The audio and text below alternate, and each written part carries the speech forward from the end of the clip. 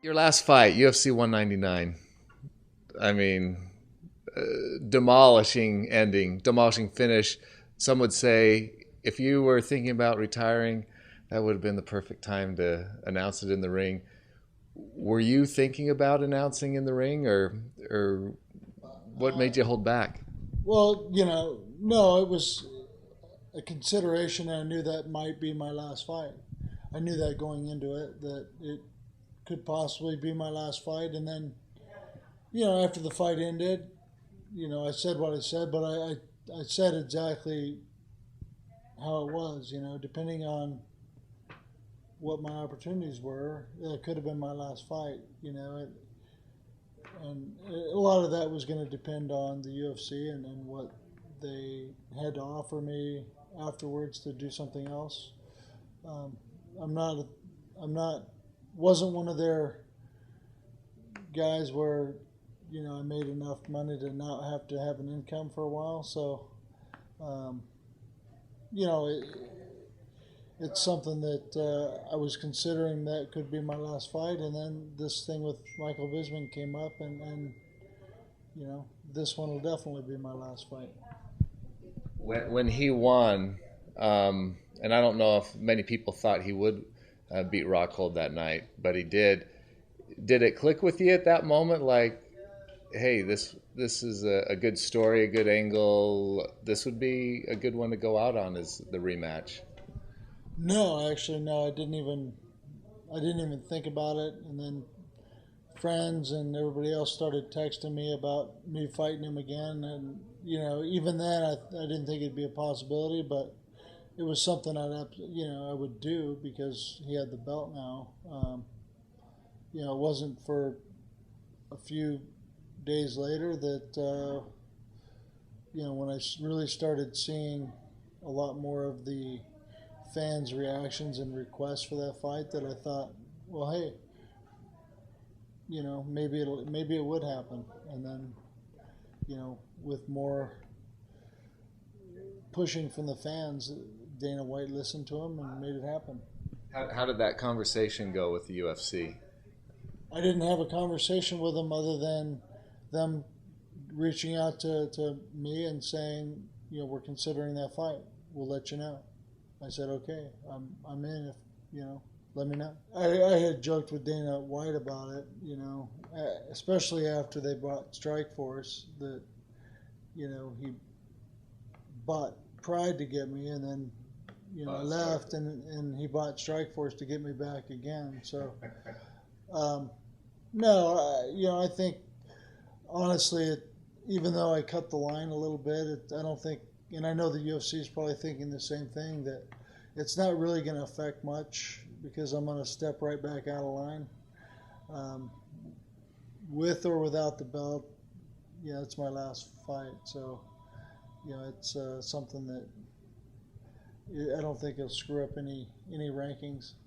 Were you a little bit surprised that they gave you the opportunity? Because they typically like to, have people under contract, and when somebody wins the belt, they, control that situation. Well, they're still controlling the situation. They're not. They didn't give me just a one fight deal.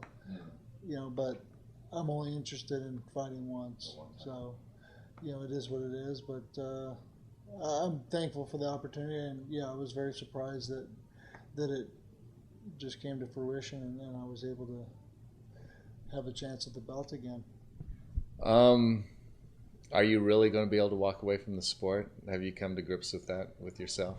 I'm not walking away from the sport, but I'm walking away from competing in the sport for sure. And yeah, I've come to terms with that just fine. And every practice during training camp solidifies that you know decision. Just being worn out and beat up. It's something I've done for a long time, and I'm ready to not be as worn out and beat up. But you must have like had these feelings in training for a while, but you still, when you enter the octagon, you're still finishing fights dramatically. You're still competing at such a high level. Yeah, I mean, I feel like I'm still very capable of beating anybody in the world at almost any weight class. So, just any given day. But things are a little bit tougher now. Being a little bit older, recovery is not quite as good as it used to be. I still feel quick. I still feel powerful, and technically, I'm as good as I've ever been. So, I'm still very capable of competing with the top guys every day. Would you say it's mainly the lead up, the training, that makes it more difficult at an older age than just stepping into the ring for one night? Yeah, I mean, absolutely. The training camps are the toughest part of the sport, and it doesn't matter what age you are. That is absolutely the toughest part to get ready for the fight. If you do everything you need to do to be ready for a fight, the fight is pretty easy. You just try not to get beat up too bad during the training camp, and train smart, and you would prolong your career a little longer. And that's pretty much what I've done over the years. Yeah, talk about that, training smart, because especially with more people being cognizant of the head injuries and stuff, and people are starting to change how they're training and maybe not do as much heavy sparring. What do you attribute in your career to your longevity on how you treated your training? I don't know. Just trying not to get beat up too much in practice. You just got to listen to your body sometimes, and you also got to know, where you get the most benefit from. And you definitely need to fight in practice to learn how to fight, but you don't have to constantly fight 100% of every practice. Maybe one day a week, super hard, and as far as the sparring goes, and the rest of the stuff is a little bit easier in certain aspects of MMA, where you're not getting the hard shots to the head every day. Maybe one day a week real hard, and you're still doing everything else hard every day of the week, where it's not beating your head up and not beating your body up too much. Because you guys were going pretty hard at it, you and Nick. Nick, you drew a little blood on him. Nick already had a little cut. It might have been from something yesterday or the day before, but that wasn't even a hard sparring practice. It was 70-80%, to where we're not trying to knock each other out. We're not trying to stop each other's movement. It's more about getting the timing and feeling of certain things in the right way, and being able to put together some combinations at the same time and add your takedowns and clinch to it, which gets forgotten about sometimes, the transition. So that was kind of what today's practice was about. One change you'd like to see happen in MMA, what would it be? One change in MMA, where the fighters are represented a little bit as more of a whole, and the fighters union.